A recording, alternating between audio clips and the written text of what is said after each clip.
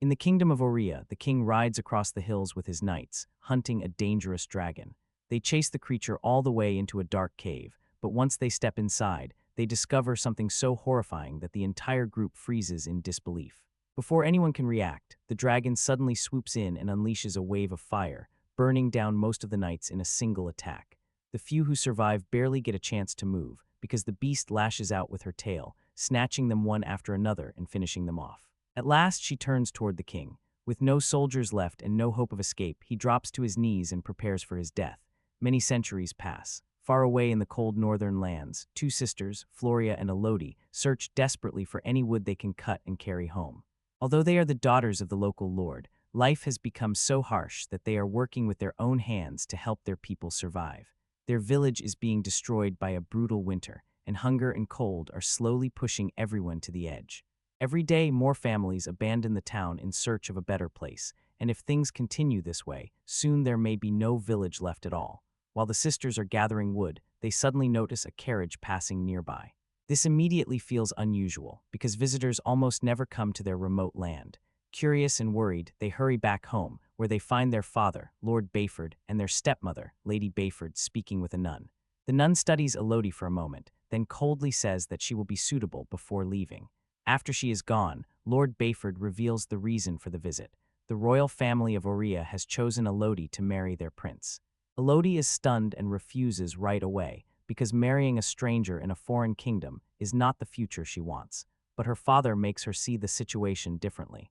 He explains that this marriage would bring their starving land enough wealth to keep their people alive for many years. Realizing that her decision could save countless lives, Elodie reluctantly agrees. Not long after, Elodie and her family sail toward Aurea. As their ship approaches the kingdom, it enters a heavy wall of mist, making the journey feel eerie and uncertain. Through the fog, strange shadowy shapes appear, frightening everyone on board. But as they get closer, they realize the figures are not monsters. They are enormous dragon statues guarding the way into Aurea. Once they arrive, the family is overwhelmed by what they see. Unlike their freezing, struggling homeland, Aurea is rich, warm, and full of life. The castle towers over everything with breathtaking beauty, making their own home seem even poorer by comparison. Servants escort them to their chambers and inform them that they will formally meet the royal family the following day. Later, Elodie steps onto the balcony to take in the view. While looking around, she spots another girl around her age standing on a nearby balcony. Before Elodie can understand who she is, a maid quickly takes the girl away. That night, Elodie finds herself unable to sleep. To pass the time, she begins drawing, trying to calm her mind. After a while, she returns to the balcony for fresh air and notices something strange. The room where the other girl had been is completely dark. Then she sees lights moving far away in the distance. At first, she does not understand what they are, but soon realizes they are torches, and someone appears to be climbing the mountain in the middle of the night. The next day, Elodie's family is finally introduced to the royals. Queen Isabel immediately sends Elodie away to spend time with Prince Henry before the wedding. Their first moments together are awkward, as both of them clearly feel the pressure of the situation. But as they talk, the tension slowly fades. Henry turns out to be polite and charming, and the two begin to enjoy each other's company. Their conversation becomes warm and easy, and for the first time, Elodie starts to feel that this arranged marriage may not be as terrible as she feared. When Henry mentions that he admired the drawings in Elodie's letter, she asks him about the torches she saw on the mountain the previous night. Henry explains that Aurea follows 3 ancient ceremonies to honor its ancestors, and that is why their wedding has been planned for this particular day. Meanwhile, inside the castle, Lord Bayford finishes speaking with Queen Isabel about the marriage arrangement. When he leaves the discussion, he looks deeply troubled. Lady Bayford notices his expression and tries to ask what happened, but he snaps at her and insists that nothing is wrong. Later, Lady Bayford tries to make conversation with Queen Isabel, hoping the two families can become closer before the marriage, but Isabel responds with cold arrogance. When Lady Bayford says it would be good for the families to bond, Isabel makes it clear that this marriage is not about affection or friendship. To her, it is simply a deal made out of necessity. Aurea needs a princess, and Bayford's dying land needs money. Then Isabel cruelly reminds Lady Bayford of her humble origins, pointing out that she is the daughter of a rope maker and should not forget her place. During the conversation, Lady Bayford notices that Isabel keeps mispronouncing Elodie's name and tries to correct her, but the queen shows no interest. She simply ignores the correction and walks away. That evening, Lady Bayford goes to Elodie in private, clearly worried. She tells her that something about this place does not feel right, and because of that, she believes the wedding should not happen. But before she can explain more, Lord Bayford enters the room and immediately sends everyone to bed, shutting down the conversation. The next morning, the maids prepare Elodie for the ceremony. They dress her in a stunning wedding gown and give her several items, including a blunt dagger and a small perfume diffuser. Soon after, the wedding takes place. Everything appears beautiful and perfect. Henry and Elodie exchange rings, kiss before the court, and Elodie is presented with her own crown, officially becoming part of Oria's royal family. After the ceremony, Elodie says goodbye to her family and leaves with Henry in a carriage. Henry tells her that they are now going to take part in the ancient ceremony on the mountain. They travel upward and eventually climb a steep set of rocky stairs. When they reach the top, Elodie is disturbed by what she sees. A crowd of people stands there wearing unsettling golden masks, and Queen Isabel is dressed almost like a nun. The queen gives Elodie a coin and tells her that she will be helping protect the kingdom. Then they all move inside as Isabel begins telling the story behind the ceremony. She explains that when their ancestors first arrived on this island, they discovered that a dragon lived there, the last creature of its kind.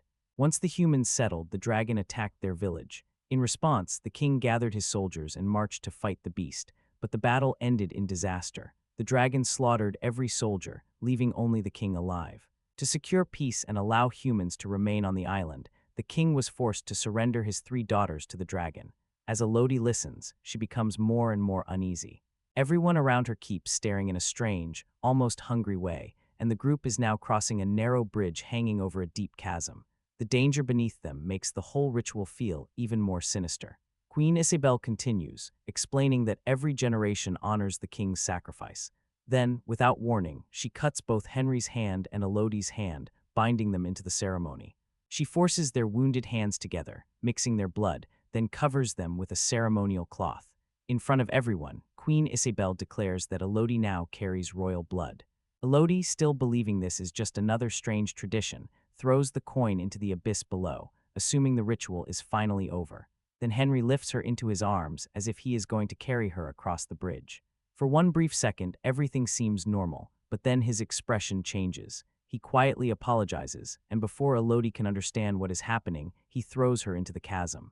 Elodie screams as she plunges into the darkness. On the way down, she crashes through several branches, each impact slowing her fall but hurting her badly. Finally, she lands hard in a muddy pool at the bottom and loses consciousness. A short while later, she wakes up bruised, shaken, and covered in dirt. Her body is aching, but she forces herself to stand and begins screaming for help. Above her, however, the bridge is empty. Everyone is gone. But her cries do reach something else. Deep inside the cave, the dragon begins to stir. At first, Elodie breaks down. Fear, shock, and betrayal crush her all at once, but then her sadness turns into anger. She rips off the expensive jewelry from her body, as if tearing away the lie she was dressed in, and begins searching for a way out. She tries to climb back up, but the rocks betray her grip, and she falls again, injuring herself even more. That is when she notices something scattered nearby. Jewelry, not hers, pieces from other girls. Elodie slowly realizes the horrible truth. She is not the first bride to be thrown down here. The royal family has been feeding young women to the dragon for years. Suddenly, a sound draws her attention. She turns and sees a faint light coming from inside one of the cave openings. Carefully, she goes in and finds a small bird burning with fire. Elodie quickly throws dirt over it, trying to save it, but she is too late. The bird is already dead. Then a thunderous roar shakes the cavern. Moments later, hundreds of flaming birds burst out of the darkness, flying wildly above her. They circle the cave for a few terrifying moments before dropping one by one to the ground, their small burning bodies lighting up the stone floor around her. Using the dead birds as a grim source of light, Elodie looks around for an escape, but then she freezes. The dragon is coming. Elodie rushes behind a stalagmite and hides as the massive creature enters the chamber. To her horror, the dragon speaks. She says that every generation of royal blood must pay the price, and she can smell that blood in Elodie. Hearing this, Elodie looks at the cut on her hand and understands the purpose of the ceremony. The royals mixed her blood with Henry's to trick the dragon into believing she is part of their family. The dragon tells her to run. Elodie does exactly that. She screams and bolts through the cave as the dragon unleashes fire behind her. She dives into a tunnel just as flames roar after her. The fire follows her inside, spreading through the narrow passage, but Elodie manages to find a small protected space just in time. There, she sees a burned body. When she looks closer, she realizes it is the same girl she noticed earlier on the balcony. The truth hits even harder now. That girl had been another sacrifice. Before Elodie can process it, she hears the dragon coming again. She scrambles toward a small opening and tries to squeeze through, but her heavy wedding dress gets caught. The flames are closing in fast. In a panic, she struggles, pulls, and twists until she finally tears herself free by removing the crinoline beneath the dress. She runs deeper into the cave and hides in a smaller cavern, but she is not fast enough. Some of the fire reaches her leg, burning her badly. Elodie screams in pain. The dragon hears her and moves toward the sound, but the space is too tight for her enormous body to enter.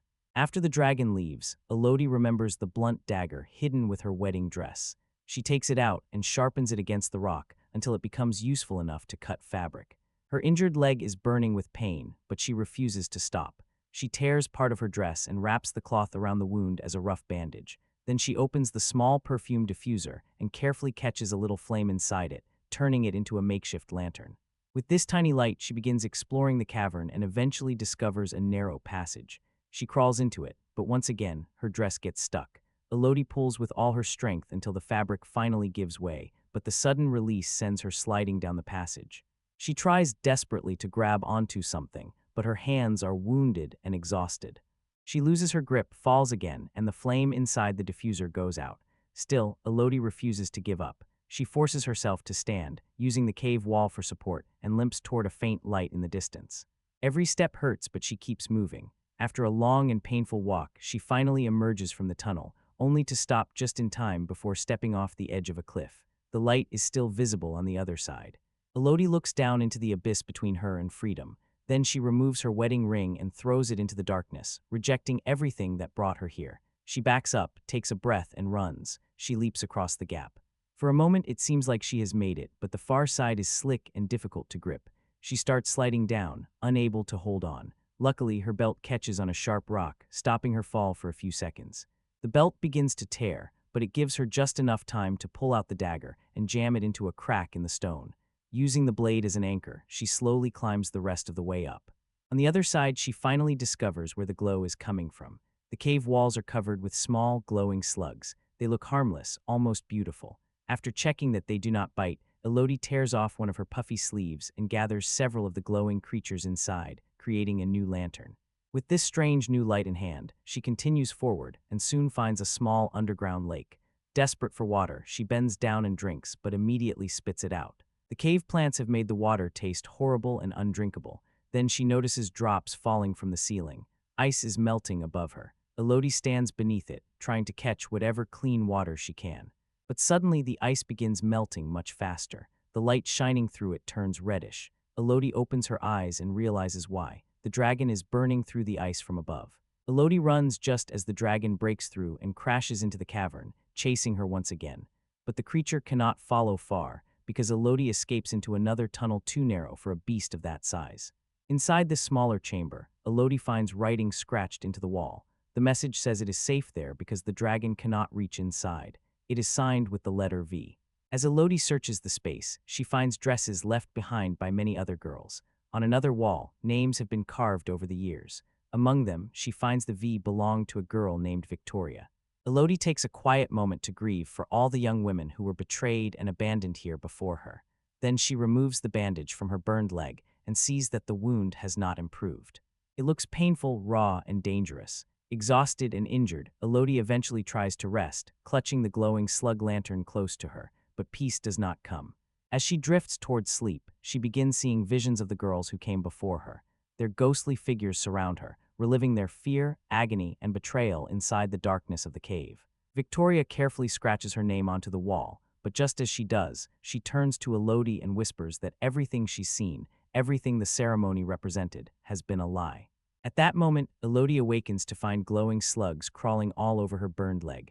Panicked, she begins flicking them off, only to discover that the slimy creatures have incredible healing properties. Within moments, her wound is completely repaired. Encouraged, she places one slug on her other major injury and murmurs an apology for doubting it. Feeling renewed, Elodie surveys the cavern more closely and notices a map etched on the wall, proof that at least one girl managed to escape before her. The map shows 3 forks in the tunnels ahead and clearly indicates that she must take the middle path. Following the crystals and the faint music will lead her to the surface. Determined, Elodie strips away the remaining cumbersome parts of her wedding dress, writes her name on the wall as a token of survival, and sets off down the middle passage, ignoring the echoing growls of the dragon behind her. After some time, she follows a faint melody until she reaches a wall encrusted with sharp crystals. They shimmer under the sunlight streaming from above, revealing the cave exit. Nearby, she spots a crown marked with a V. Victoria must have made it this far. Knowing the crystals could cut her hands and feet, Elodie tears more fabric from her dress to wrap around them. Using the crown as a foothold, she begins her climb. Suddenly, a crystal beneath her hand snaps, causing her to slip, but she catches herself at the last second using the crown. Hearing the dragon approaching, Elodie hurries, finally reaching the cave's opening, only to find herself perched precariously on the edge of a sheer cliff. She collapses to her knees and cries, overcome with exhaustion and fear. Then she hears the distant whinny of horses. Relief sparks as she sees riders making their way up the mountain. She shouts for help, but just then, the dragon swoops down, blocking the exit. Elodie jumps back just in time and notices another warning etched on the wall. "Not safe," signed by Victoria. A body lies nearby. It's clear Victoria did not survive. The dragon readies her fire, but then pauses, drawn away by a male voice calling Elodie's name. Lord Bayford has arrived with 2 knights and a guide to rescue her. Using the sound of their voices, Elodie finds a hidden passage and slips further into the cave. There she comes across a nest holding 3 dead baby dragons. A horrifying realization hits her. Queen Isabel had lied. The dragon had not been the last of her kind, nor had she struck first. A flashback shows the king entering the tavern, mercilessly killing all the dragonlings. Her assault on humans was an act of revenge. She killed all the knights except the king, who had to suffer as she had suffered. Since then, the royal family has been offering women with their blood mixed in, posing as royal daughters, to pacify the dragon. Elodie spots her father and his men, but remains hidden. The dragon suddenly attacks again, seizing one of the knights mid-flight and dropping him from a cliff. The man crashes violently onto the rocks, dead before he hits the ground. The guide flees, but the dragon snatches the second knight, crushing him beneath her massive paw before turning her gaze on Bayford. He steps forward, sword in hand, claiming he's there to save his daughter, but the dragon swiftly disarms him with her tail and hurls him aside. Elodie waits in the shadows for the perfect moment. The dragon commands Bayford to call for Elodie. Instead, he delivers a heartfelt apology, admitting his grave mistake, then yells for his daughter to stay hidden. Enraged, the dragon pounces, stabbing Bayford in the chest with her claw. Elodie gasps and cries, accidentally making a noise, but a nearby guard also stirs, drawing the dragon's attention away. With the dragon distracted, Elodie rushes to her father's side, kisses his forehead, and silently says goodbye. She finds the rope he left and begins her climb out of the tavern. Meanwhile, the dragon tracks down the guide, crushing him to death before returning to pursue Elodie. She climbs quickly enough to dodge the flames engulfing the entrance. Elodie mounts her father's horse, riding for a short distance before leaping off to hide beneath some rocks. The horse continues forward, luring the dragon away. Believing her prey gone, the dragon chases and burns the horse instead.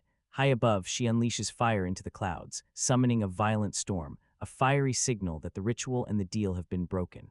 Back at the castle, Queen Isabel watches in horror. Realizing her plan has failed, she immediately commands her knights to capture Floria, hoping to maintain leverage over Elodie and her family. Lady Bayford tries to block the soldiers and protect Floria, but one of them wounds her with a blade before forcing their way past her. A little later, once the flames outside have died down, Elodie finally steps out from her hiding place. To her shock, she finds Lady Bayford there, badly injured but still alive. Somehow, despite bleeding heavily, she has ridden all the way to the mountain to warn her. When Elodie learns that Floria has been taken, her fear instantly turns into determination. She promises that she will bring her sister back, then takes the horse and heads toward the mountain again. Meanwhile, Floria is dragged to the same bridge where Elodie was betrayed.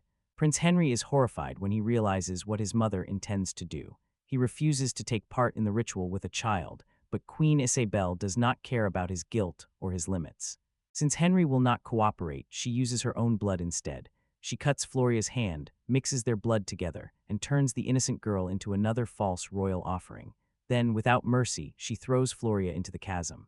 By the time Elodie reaches the bridge, the royal family and their guards are already gone. Below, Floria lies unconscious, caught by the dragon, but the beast does not kill her immediately.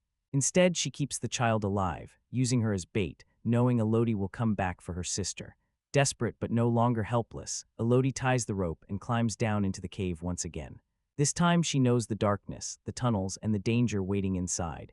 Using everything she learned during her first escape, she moves through the paths much faster. She checks the carved map again, finds the route to the dragon's lair, and arms herself with her father's sword.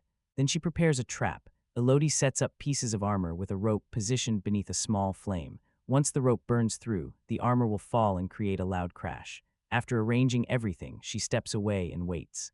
Moments later, the rope snaps, the armor drops, and the noise echoes through the cave. The dragon hears it and immediately flies out of her lair to investigate. That gives Elodie the chance she needs. She sneaks into the lair and finds Floria.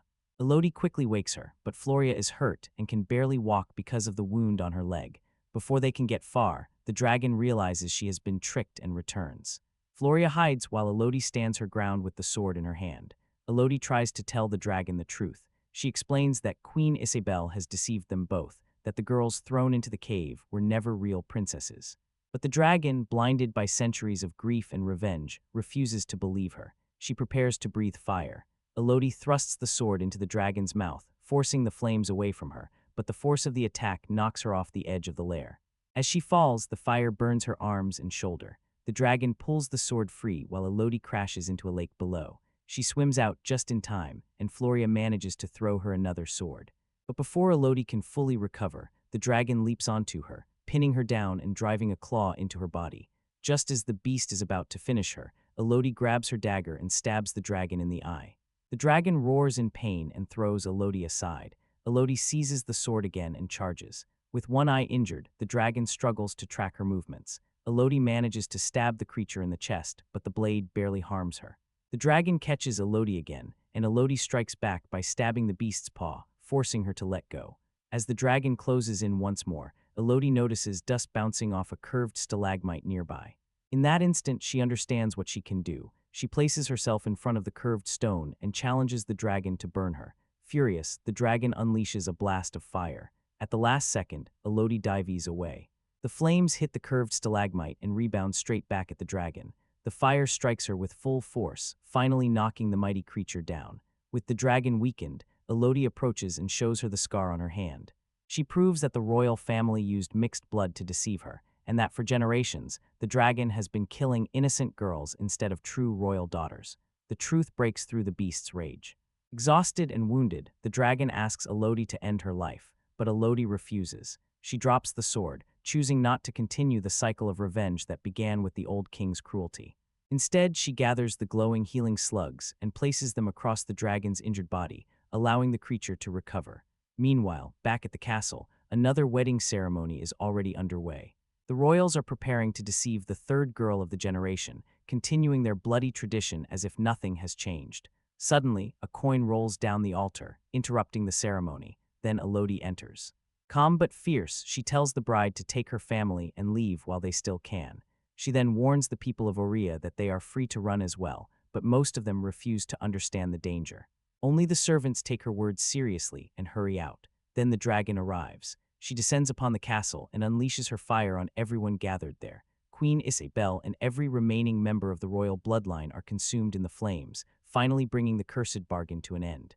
As chaos erupts around him, Henry simply closes his eyes. He does not run. He accepts what is coming, knowing he played his part in the suffering and deserves the punishment. Soon the castle begins to collapse, destroyed by the very monster the royal family used to hide their crimes for generations. But Elodie walks away from the ruin with her head held high, no longer a victim, no longer a sacrifice, but a survivor who ended the nightmare. A few days later, Elodie, Floria, and Lady Bayford, now recovering from her wounds, prepare to sail home. Their ship is loaded with gold, supplies, and everything their struggling people need to survive. As they look toward the future, they agree to rule their land together and rebuild it with care. Elodie's bond with Lady Bayford has changed too. After everything she risked to save Floria, Elodie finally calls her mother instead of stepmother. On the journey back, the dragon appears in the sky, flying alongside the ship. Elodie looks up at her and the two share a quiet nod of respect. They are no longer enemies. Both survived betrayal, both broke free from the past, and now both are finally moving toward a new beginning. So Damsel is one of those Netflix fantasy movies where you can almost feel the entire pitch in one sentence. A princess gets married, gets betrayed, gets thrown into a dragon's cave, and then has to claw her way out without anyone coming to save her. And honestly, that is a pretty good hook. It is not the kind of movie that walks in pretending to reinvent cinema. It is not trying to be some massive, generation-defining fantasy epic. But it also is not completely disposable in the way some streaming movies can feel. There is a real concept here. A simple one, yes, but a strong one. Take the old Damsel in Distress, fairy tale setup, flip it around, put Millie Bobby Brown in the middle of it, add a giant angry dragon, and let the whole thing play like a survival thriller with castle walls and royal betrayal around the edges. That is the version of Damsel that works best. The strange thing is, the movie is both better and weaker than it sounds. Better because once it gets to the cave, there are moments where it actually does become tense, grimy, and surprisingly fun. We get the dragon, we get the fire. We get Elodie trying to figure out how to stay alive when the entire kingdom above her has basically treated her like a payment plan with a wedding dress. But it is weaker too because you can see so much of it coming. The movie has that familiar Netflix original polish, big cast, glossy fantasy visuals, decent effects, a story that moves along, but it also has that slightly manufactured feeling, like everything is designed to be watchable without ever becoming truly unforgettable. And that is probably the best way to enter this film. Do not go into Damsel expecting a fantasy classic. Do not expect deep world building, shocking twists, or the kind of emotional weight that stays with you after the credits. But if you want a darkish fairy tale where Millie Bobby Brown gets dragged through rocks, ash, fire, betrayal, and dragon breath for almost 2 hours, there is enough here to keep you watching. It is familiar. It is uneven. Sometimes it is clunky. Sometimes it looks really good. Sometimes the writing feels like it needed another pass. And then, every now and then, the dragon shows up, or Brown sells a moment of panic and anger just well enough, and the movie suddenly reminds you why this idea had potential in the first place. So no, Damsel is not a masterpiece, but as a one-night fantasy adventure, as a let's see what Netflix cooked up with a princess and a dragon kind of movie, yeah, it does the job. At its most basic level, Damsel starts like a fairly traditional fairy tale. We meet Princess Elodie, played by Millie Bobby Brown, and she is not living in some sparkling kingdom where everything is gold, music, and perfect sunlight. Her home is struggling. It is cold, poor, worn down, and clearly running out of options. Her father, Lord Bayford, is trying to keep their people alive, but the kingdom does not have the wealth or resources it needs. Then comes the offer from Aurea. A rich island kingdom wants Elodie to marry Prince Henry, and on paper, it sounds almost too perfect. Elodie gets a royal marriage, her family gets security, her people get help. The whole thing has that polished storybook feeling at first, a poor princess being invited into a grander world, a handsome prince waiting for her, a powerful queen welcoming her into a kingdom that looks far more elegant than anything she has known. But the movie lets you feel pretty quickly that something is off. Aurea is beautiful, yes, but it is also too controlled, too clean, too rehearsed. Queen Isabel smiles like someone who already knows the ending, and Prince Henry has that soft, charming quality that feels less romantic the longer you look at it. Elodie walks into this marriage thinking she is making a sacrifice for the right reasons, but she does not yet understand what kind of sacrifice Aurea actually expects from her, and that is the real premise. This is not a love story about a princess marrying into royalty. It is a trap dressed up as a wedding. The ceremony, the palace, the royal traditions, even the romance, all of it is part of a system built to deliver Elodie to something much darker. Once the fairy tale curtain drops, Damsel becomes a survival story. Elodie is thrown into a dragon's lair, abandoned by the people who promised her safety, and forced to fight her way through a nightmare she never agreed to. No prince. No rescuer, no heroic army charging in at the last second. Just one young woman, a mountain full of secrets, and a dragon that has been waiting. What makes Elodie's decision slightly more interesting is that she is not just some naive princess chasing a fairy tale wedding. Her kingdom is in trouble, real trouble. The land is cold, poor, and exhausted. You get the sense that this is not a family choosing luxury because they want a bigger castle. This is a kingdom looking at starvation, debt, and collapse, and trying to find any door that still opens. So when Aurea offers marriage, it does not arrive like romance. It arrives like a rescue package. That matters because Elodie's choice has pressure behind it. She is not simply being dazzled by a handsome prince and a richer palace. She knows her people need help. Her father knows it too. Lord Bayford may not understand the full evil behind Aurea's offer, but he understands desperation. And desperation can make terrible deals look reasonable. That is where Damsel has one of its stronger ideas. The marriage is political before it is personal. Elodie becomes valuable because her body, her name, and her royal status can be traded for survival. It is dressed up with ceremony, music, beautiful clothes, and royal smiles, but underneath all that, it is still a transaction. And honestly, that makes the betrayal hit a little harder, because Elodie is not walking into Aurea for selfish reasons. She's trying to do something noble, maybe even mature. She accepts this future because she believes it can save people back home. There's a quiet sadness in that, even if the movie does not explore it as deeply as it could have. The cruel joke is that Aurea is making the same kind of calculation, just in a far uglier way. Elodie's kingdom sees the marriage as a way to protect its people. Aurea sees Elodie herself as payment.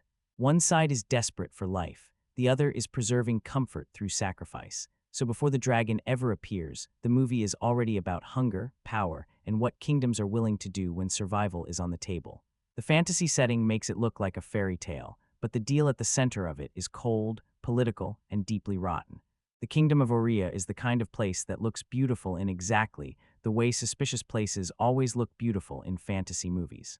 Everything is polished, the palace is grand, the clothes are perfect, the royal family knows how to smile at the right time, stand in the right place, and make the whole arrangement feel blessed by tradition. On the surface, it is everything Elodie's struggling kingdom is not: rich, warm, elegant, almost unreal. But the movie is not subtle about the warning signs. Queen Isabel, played by Robin Wright, has that calm royal presence where every polite sentence feels like it might have a blade tucked underneath it. She welcomes Elodie, but not with warmth. Not really. It is more like she is inspecting something valuable that has finally arrived. She does not act like a future mother-in-law. She acts like someone making sure a long-planned transaction is going smoothly. And Prince Henry is not exactly comforting either. He has the face of a storybook prince, and the movie uses that well enough. He is handsome, soft-spoken, easy to accept at first glance, but there is something strangely empty about him. Not villainous in a dramatic way, not twirling the mustache evil, just weak, too agreeable. Too comfortable inside a system that clearly has secrets. The kind of prince who smiles while everyone else decides what kind of monster he is willing to be. That is what makes Aurea feel dangerous. It is not a chaotic kingdom. It is not full of obvious cruelty in the beginning. It is worse than that. It feels organized, civilized, ritualistic. These people have been doing something terrible for so long that they have wrapped it in ceremony and convinced themselves it is normal.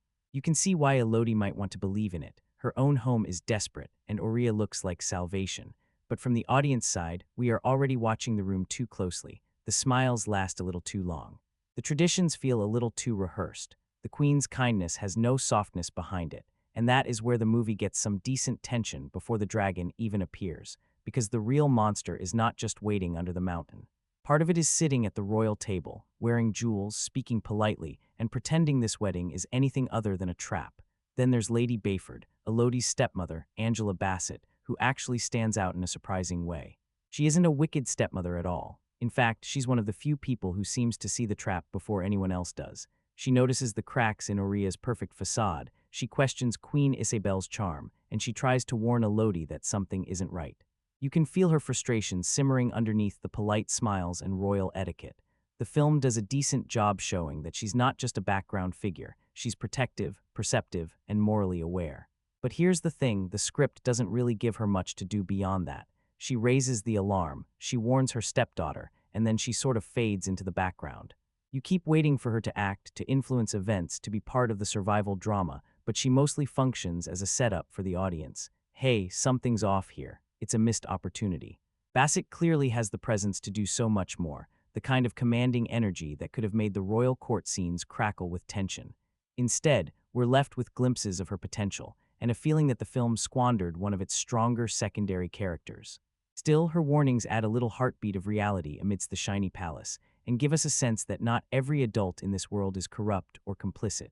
It's subtle, but it helps ground Elodie's choices, showing that she's not blindly trusting everyone just because they wear a crown. And then the wedding happens, which, in Damsel, is less of a romantic ceremony and more like watching someone unknowingly sign a death warrant in a very expensive dress. That is the nasty little turn the movie builds toward. Elodie thinks she is marrying Prince Henry. Her family thinks this alliance will save their struggling kingdom.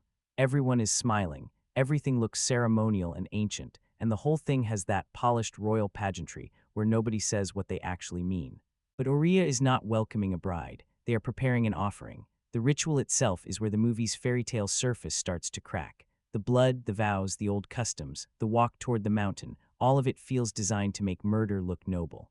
That is what is creepy about it. These people are not acting like criminals in a panic. They are calm, practiced, almost bored by the cruelty of it, like this is just another royal obligation, another tradition to preserve the kingdom's comfort. And then Elodie is thrown. No dramatic rescue. No prince changing his mind at the last second. No heroic interruption. Just betrayal, gravity, and the horrible realization that this entire marriage was a trap from the beginning. That moment is probably the cleanest version of what Damsel wants to be. It takes the wedding fantasy, the dress, the prince, the castle, the promise of a better life, and flips it into something brutal. Elodie's value to Aurea was never as a person. She was a payment, a body dropped into darkness to keep an old bargain alive. The dragon's sacrifice gives the story its darker edge because it turns royal tradition into something monstrous. The kingdom's prosperity is built on repetition. Find a bride, perform the ritual, throw her away, pretend it is necessary. And what makes it worse is how normal it seems to them. They have dressed horror in ceremony for so long that nobody in power even flinches. For Elodie, that fall into the cave is not just a physical drop. It is the moment the fairy tale dies. From there, the movie finally becomes what it has been promising. One young woman, trapped underground, realizing the people above her were never going to save her because they were the ones who fed her to the monster. The dragon is not just sitting under the mountain because the movie needed a cool monster. There is history there, ugly history. As Elodie starts uncovering what really happened in Aurea, the whole sacrifice ritual becomes less like a random fantasy curse and more like a kingdom trying to bury its own crime. Years before the royal family betrayed the dragon, they did something unforgivable, something tied to her children, her eggs, her bloodline, and instead of truly paying for it, they built a tradition around passing that punishment onto innocent girls. That is the twisted part. Aurea presents itself as noble and refined, but its entire prosperity is built on a lie. The royal family committed the original sin, and now every generation keeps feeding someone else into the consequences. They do not sacrifice themselves. They do not take responsibility. They find brides from outside, dress them up, marry them into the family, mix the blood through ritual, and drop them into the dark like that somehow balances the scales. It is cowardice disguised as heritage, and this is where the dragon becomes more interesting than just a fire-breathing threat. She is terrifying, absolutely. When she moves through those caves, she feels like death with wings. But she is not simply evil for the sake of being evil. Her rage has a source. Her cruelty comes from pain. That does not make her innocent, but it does make her more memorable.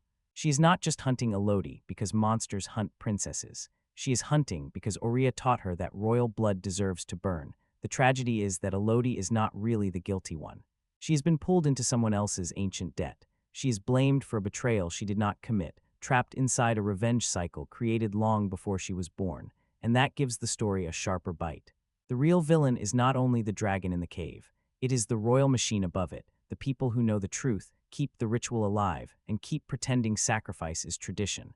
That lore is one of the stronger ideas in Damsel. It gives the monster a wound, the kingdom a stain, and Elodie a reason to do more than survive. Because once she understands the truth, escaping is no longer enough. The cycle has to end. One of the more interesting little details inside the cave is the graffiti left behind by the girls who came before Elodie. And honestly, I kind of wish the movie had leaned into this more. Because once Elodie is down there, the cave stops being just a monster's lair. It becomes a graveyard with handwriting on the walls. Every mark, every warning, every scratched message is basically proof that this has happened again and again. These were not legends. These were real girls, real sacrifices, real people who were thrown into the dark and had just enough time to understand how badly they had been betrayed. There is something creepy about that. Not loud horror movie creepy, but quieter, sadder. Elodie is walking through the final thoughts of women who were in the exact same nightmare she is now living. Some of the markings help her piece together the truth. Some guide her. Some almost feel like desperate attempts to leave behind proof. We were here, this happened, don't let them erase us. That gives the cave a bit more personality than just rocks, bones, and fire. At the same time, the way the movie uses the graffiti can feel a little convenient. It becomes exposition carved into stone. Need Elodie to understand the ritual. There's a clue. Need her to figure out where others went. There's a marking. It works, but you do notice the storytelling shortcut. You can almost feel the script saying, okay, she has to learn this somehow. Still, I like the idea. Because in a movie about a kingdom turning young women into disposable offerings, those wall markings are the only voices the victims have left. The royals above have their ceremonies, their jewels, their official version of history. Down below, the truth is scratched into the cave by the people they tried to bury. And for Elodie, that matters. She is not just running from a dragon anymore. She is following the trail of every princess who did not make it out. That gives her survival a little more weight. It is not only about escaping the cave. It is about becoming the one victim who finally reads the warning, understands the pattern, and refuses to become another name lost in the stone. The title Damsel is doing a lot of heavy lifting because the whole movie is basically built around taking that old fairy tale image and pulling it apart. You know the version: princess in danger, dragon nearby, prince on the way. Someone brave and noble rides in at the last second, sword raised, music swelling, problem solved. This movie looks at that setup and says, yeah, no, she's on her own. And that is probably the cleanest idea in the film. Elodie is absolutely placed in the role of the classic damsel in distress. She is dressed for a wedding, handed over through royal politics, betrayed by a prince, and dropped into a dragon's lair like she is just another helpless offering. Everything around her is designed to make her powerless. The dress, the ceremony, the family deal, the cave, the monster, it all exists to reduce her to a victim. But she does not stay there. That is where the movie gets its energy. Elodie is scared, obviously. She should be. Anyone would be, but fear does not freeze her for long. She starts looking, thinking, crawling, cutting, climbing, using whatever is around her. She is not suddenly invincible, and that helps. She survives because she is stubborn, angry, and quick enough to learn from the girls who came before her. The film is not subtle about the subversion. This is very much a modern fairy tale where the princess saves herself. And yes, sometimes that message is a little blunt. You can feel the movie underlining it in places where it might have been stronger just letting the action speak. But when it works, it works. Because the best part of this idea is not that Elodie becomes some perfect warrior overnight. It is that the world expected her to be disposable, and she refuses. The royals think they know the story. The dragon thinks she knows the story. Even the audience knows the old version of the story. Then Elodie starts changing it. No prince, no rescue, no soft little fairy tale ending handed to her. Just a so-called damsel dragging herself through fire and stone until the word does not mean weakness anymore. Elodie's journey is the part of Damsel that the whole movie really depends on. At the beginning, she is not introduced as some fearless warrior waiting for her action scene. She is a princess, yes, but more than that, she is a daughter trying to do right by her family and her people. Her kingdom is suffering, her father is desperate, and Elodie understands that this marriage could mean food, money, and survival for everyone back home.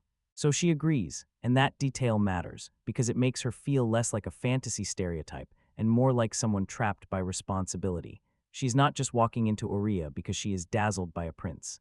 She is making a choice that feels noble at the time, maybe not romantic, maybe not ideal, but necessary. Then the movie rips that idea away from her. Once she is thrown into the cave, Elodie's entire identity changes. The wedding dress, the title, the royal manners, all of it becomes useless. Down there, nobody cares that she is a princess. The dragon does not care. The cave does not care. The dead girls who came before her are proof that status means nothing once the ritual begins. That is where her real transformation starts. She has to become practical very quickly. She has to use the dress differently, read the cave, understand the warnings, manage her fear, and keep moving even when she is hurt. The film is at its best when it lets us watch that change happen physically.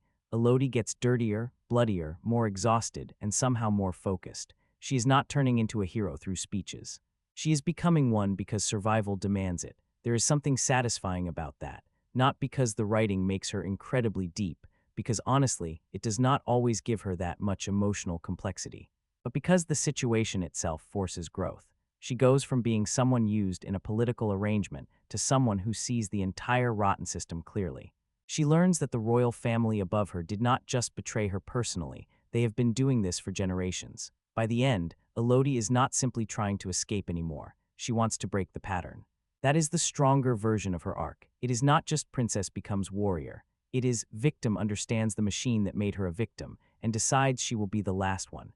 The movie may handle that message a little loudly at times, but the shape of the journey still works. Elodie begins the film as a dutiful daughter willing to sacrifice her future for her kingdom. She ends it as someone who has looked tradition, royalty, and fire in the face, and decided she is done being anyone's offering. If there is one thing that really holds Damsel together, it's Millie Bobby Brown. She's in almost every scene, and the movie leans on her in a way that could have completely fallen apart if she weren't up to the task. And for the most part, she is. Brown brings a lot of energy, spunk, and physicality to the role. Crawling through caves, scrambling over rocks, dodging fire, and facing a dragon, she sells every second of it. You believe she is scared, exhausted, angry, and desperate all at once. Her performance is not just about action, though. Even in moments of quiet, the way she reacts to the betrayal, the discovery of the ritual, or the graffiti left by past princesses gives her character weight. She is the reason the story stays alive when the writing itself is uneven. You can feel her carrying not just the action, but the emotional core of the film. That said, her performance isn't flawless. A few reviewers felt her yelling or screeching in the dragon scenes could be a bit over the top, sometimes bordering on distracting. There are moments where the script doesn't give her much to work with, and her delivery can feel strained. But honestly, she makes those scenes watchable, where someone else might have just dragged the audience along. And this role also reminds you why she is being taken seriously in Hollywood. She's handling a physically demanding, emotionally challenging lead in a fantasy adventure, something many actors of her age might struggle with. She keeps the movie grounded. She keeps the tension alive. And importantly, she makes you care about Elodie, even if the other characters don't get much development. In short, Millie Bobby Brown is the heartbeat of Damsel. Without her, the cave sequences, the dragon chase, and even the survival story would probably feel flat.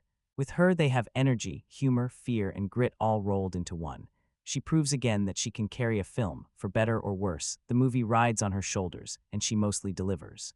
Millie Bobby Brown is probably the biggest dividing point in Damsel, which is interesting because the movie clearly needs her to work. For some viewers, she is the reason the whole thing stays alive. She has that restless screen presence, that young star confidence where even when the script is giving her pretty basic material, she still pushes through it with energy. You can see why Netflix keeps building these types of projects around her.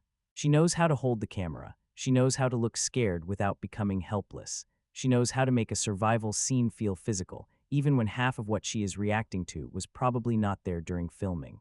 And in a movie like this, that matters a lot. Because once Elodie is in the cave, there really is nowhere for the film to hide.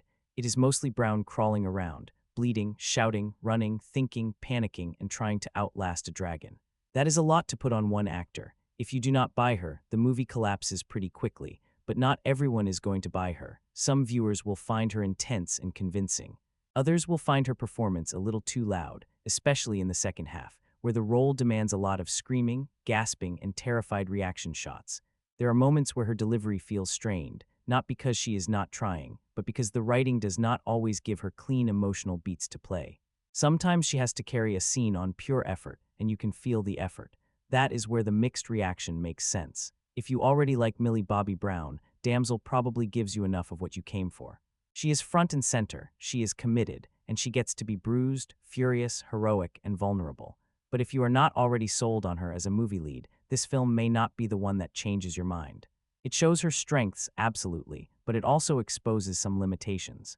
For me, she is good enough to carry the film, even when the film does not always carry her back, and maybe that is the fairest way to put it. Brown gives Damsel more personality than the screenplay deserves. She's not perfect here, but she is present. She is working. She is throwing herself into the role. And in a fantasy movie this familiar, that kind of commitment is probably the difference between something totally forgettable and something that at least has a pulse. Watching Damsel also makes you think about where Millie Bobby Brown is taking her career. She's not just repeating the same role over and over. This is a young actress who has gone from Stranger Things to Enola Holmes, Godzilla, and now a full-on survival fantasy lead. And in every project, she seems to be pushing herself into slightly different territory: action, suspense, period costume, complex stunts. Even if the scripts aren't always perfect, you can see the strategy. She is carving out a space as someone who can handle big set pieces, lead a film, and carry a story without needing a co-star to prop her up. That is rare for someone her age, and in Damsel, you can see the payoff. The movie leans heavily on her energy, and she delivers the kind of physical and emotional commitment that makes a borderline script at least watchable. At the same time, there's a risk. She keeps choosing these Netflix-style fantasy or adventure vehicles, which are entertaining and visible but not always deep or memorable. If she wants to avoid getting typecast as the young heroine in peril, she may need to branch into darker, more mature, or more challenging roles: crime, drama, mystery, horror, even sci-fi, where her range can really stretch. Still, it's clear she is deliberate. Brown is not just picking projects at random. She seems to be thinking about how each one builds her portfolio, her reputation, and her long-term career. And that makes Damsel interesting to watch, not just as a movie, but as a marker of her growth. So even if the film itself is uneven, you walk away impressed by her willingness to carry a demanding lead role, to dive into action-heavy sequences, and to show that she is willing to take risks. That ambition alone makes it worth keeping an eye on what she does next.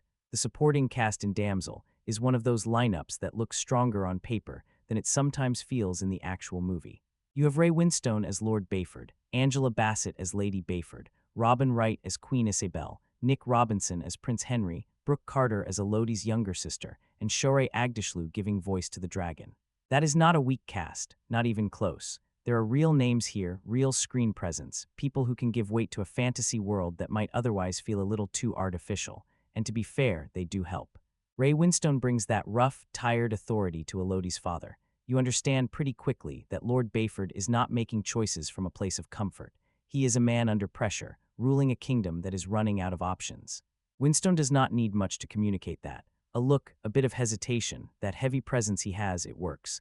Robin Wright, meanwhile, knows exactly how to play cold royalty. Queen Isabel is not written with a lot of complexity, but Wright gives her a controlled, polished cruelty. She is the kind of villain who does not need to raise her voice because the whole system is already built around her. Angela Bassett is the one you wish the movie used more. She has such natural command that even a small warning glance from her feels important. As Lady Bayford, she senses the danger before others do, and you immediately want the film to give her more involvement. But it mostly keeps her on the edge of the story, which feels like a waste. Nick Robinson's Prince Henry is fine for what the role needs. He is charming enough at first, but there is a weakness underneath him that fits the character. He is not the grand villain of the piece. He is more like a polished part of a rotten machine. And then there is Shohreh Agdashlu as the dragon, who honestly makes one of the biggest impressions without physically appearing on screen. That voice gives the creature history, anger, and menace. It makes the dragon feel like more than just a CGI threat. So yes, the supporting cast adds class to Damsel. The problem is that the script does not always return the favor. These actors show up ready to bring depth, but most of their characters are built more like functions than full people. They support the movie well enough. You just keep wishing the movie had supported them better. Robin Wright as Queen Isabel is one of those casting choices that feels perfect in theory. She has that icy, controlled presence that makes you immediately believe she could run a kingdom with a smile while hiding a dagger behind her back. Every word she says feels measured, every gesture precise. You can tell that in her mind, she's already 3 steps ahead of everyone else in the room, including Elodie. The problem isn't Wright herself. She gives the performance she's asked to give, regal, calculating, and quietly menacing. It's just that the script doesn't really give her much to work with beyond that surface. Queen Isabel is mostly defined by her coldness, her manipulation, and her role in the sacrifice ritual. There isn't a lot of depth, no real backstory, and very few moments where we see her as more than the villain everyone is supposed to fear. Even so, Wright makes those brief appearances count. She doesn't overplay the villainy, which keeps the character from tipping into cartoonish territory. Her presence alone makes the palace scenes feel tense. You feel the weight of the political machine she represents, a family that dresses cruelty in ceremony and calls it tradition. In short, Wright is excellent at making Queen Isabel feel dangerous and elegant, but the role itself is underwritten. You see glimpses of what could have been a truly compelling antagonist, but most of the time she's more a symbol of the corrupt royal system than a fully fleshed-out character. Still, she gives enough bite to make the viewer wary, and that tension is essential in a movie where the real danger is supposed to be both political and literal. Angela Bassett being in Damsel should feel like a bigger deal than it does. That is probably the simplest way to put it. She plays Lady Bayford, Elodie's stepmother, and at first, there is actually something interesting about the role. This is not the usual cruel stepmother from old fairy tales. She is not jealous, bitter, or secretly plotting against the young princess. If anything, she is one of the only adults who seems awake inside the story. She notices the way Aurea feels too perfect. She reads Queen Isabel's energy. She understands that this marriage has something wrong hiding underneath it, and because it is Angela Bassett, even those small moments have weight. She does not need a huge speech to make suspicion feel serious. A look from her is enough. The way she watches the royal family, the way she tries to pull Elodie back from the decision, the way she carries herself in those palace scenes, it all suggests a character who could have added real tension to the movie. But then the script just leaves her there. That is the frustrating part. Lady Bayford has a strong setup, but not much payoff. She warns Elodie, she senses danger, she gives the audience permission to distrust Aurea, and then she mostly becomes another supporting figure standing near the edge of the plot. For an actress with Bassett's presence, that feels like a waste. You can almost see the better version of the film whenever she appears. A version where Lady Bayford has more influence, where her relationship with Elodie is explored more deeply, where the protective stepmother angle actually matters beyond the first act. There was room here for something emotionally richer, not just princess versus dragon, but a story about family, doubt, and the adults who fail or try to protect their children. Instead, Bassett is used like a warning signal, a very powerful warning signal, sure, but still mostly a warning signal, and that is a shame because she brings more authority to the role than the writing gives back to her. In a movie full of royal betrayal and fairy tale reversals, Lady Bayford could have been one of the smartest reversals of all, the stepmother who actually sees the monster before everyone else does. The film notices that idea. It just does not do enough with it. Ray Winstone gives Damsel a bit of rough weight early on, and the film honestly needs that. As Lord Bayford, he is not playing some shining fantasy king with perfect posture and poetic speeches. He feels older, worn down, and pressured. This is a father and ruler who knows his kingdom is in bad shape. You can read that desperation in him. He is not choosing this marriage because it is beautiful or romantic. He is choosing it because poverty has backed him into a corner, and Winstone sells that without overcomplicating it. There is a heaviness to him that works for this kind of role. He makes Lord Bayford feel like a man trying to do the right thing with very limited options, even if the decision he makes ends up putting Elodie directly in danger. The movie does not always dig deeply into his guilt or failure, but Winstone gives you enough to understand the pressure behind the choice. Nick Robinson's Prince Henry is a different kind of supporting piece. He looks the part of the handsome fairy tale prince, and that is really the point. He is charming enough on the surface, soft enough to seem harmless, but there is something hollow in him. Not in a badly acted way, more in the sense that Henry is written as a man who has allowed himself to become part of something rotten. He is not the dragon, he is not even the mastermind, he is the polished face of the trap. That makes him quietly unpleasant, actually, because the worst thing about Henry is not that he is dramatically evil, it is that he is weak, he knows enough, he participates enough. He lets the system continue because it benefits him, and that makes his prince persona feel uglier in hindsight. Brook Carter as Floria, Elodie's younger sister, adds a softer emotional note, though again, the film keeps her fairly simple. She is there to remind us that Elodie has something personal to protect beyond the politics of the marriage. She represents family, innocence, and the kind of future Elodie does not want swallowed by Oria's cruelty. The issue with all these supporting roles is not that the actors are bad. It is that most of them are built to serve the plot and then step aside. Lord Bayford is the desperate father. Henry is the deceptive prince. Floria is the innocent younger sister. They all have a clear purpose, but not much room to breathe beyond that purpose. Still, they help give the movie a basic emotional frame. They make Elodie's situation feel connected to a family, a kingdom, and a betrayal bigger than just one unlucky wedding. You just wish the script had given them a little more life outside the machinery of the sacrifice. The dragon is easily the thing Damsel needs to get right, because let's be honest, once your movie sells itself on princess versus dragon, the dragon cannot feel like a side detail. It has to have weight, it has to feel dangerous. It has to make the cave feel like a place Elodie might genuinely never escape from, and for the most part, the dragon works. This is not a cute fantasy creature. There is nothing soft or friendly about it when Elodie first encounters it. It moves like something that owns the mountain, like every tunnel and shadow belongs to her. The second Elodie is thrown down there, the whole film changes shape. Suddenly the palace politics disappear, the royal smiles are gone, and the movie becomes much more direct. Survive the thing hunting you. What makes the dragon more interesting, though, is that she is not just a monster with wings. She has a grievance, a memory, a reason to hate the people above. That gives her presence a little more bite than a simple creature feature villain. She is terrifying, yes, but she is also carrying the damage of something that happened long before Elodie ever arrived. And that makes the conflict messier, because Elodie is being punished for a royal crime she did not commit. That is where the dragon becomes one of the stronger parts of the film. She is both threat and victim, predator and wounded survivor. The movie does not always explore that with the depth it could have, but the idea is strong enough to give the cave scenes more meaning. Every time she speaks, every time she stalks Elodie through the dark, you feel that this is not random violence. This is revenge that has calcified into ritual, and visually she has presence. The face, the fire, the way she fills the frame, when the effects are working, she feels huge and ancient and angry in a way the human villains sometimes do not. Queen Isabel may be the one arranging the sacrifices, but the dragon is the force that turns the whole lie into something physical. She is the nightmare waiting underneath the fairy tale. Without her, Damsel would just be another story about corrupt royalty and a betrayed princess.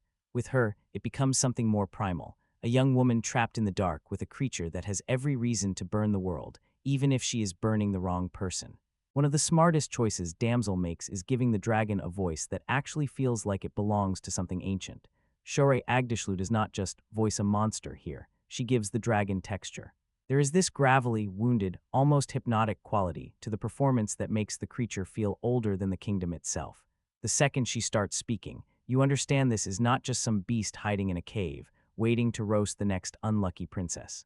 There is intelligence there is bitterness, there is memory, and that matters because a talking dragon is risky. Handled badly, it could have turned the whole thing silly. The movie could have lost its tension the moment the creature opened its mouth.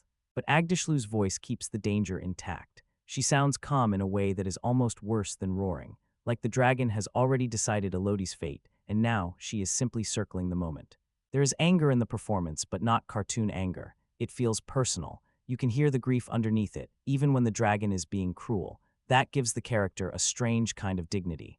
She is terrifying, obviously, but she is not empty. She is not just there to be slain. She has been wronged, and the voice carries that old pain like smoke stuck in the lungs. Honestly, the dragon's voice does a lot of work the script itself does not always manage. It gives the mythology weight.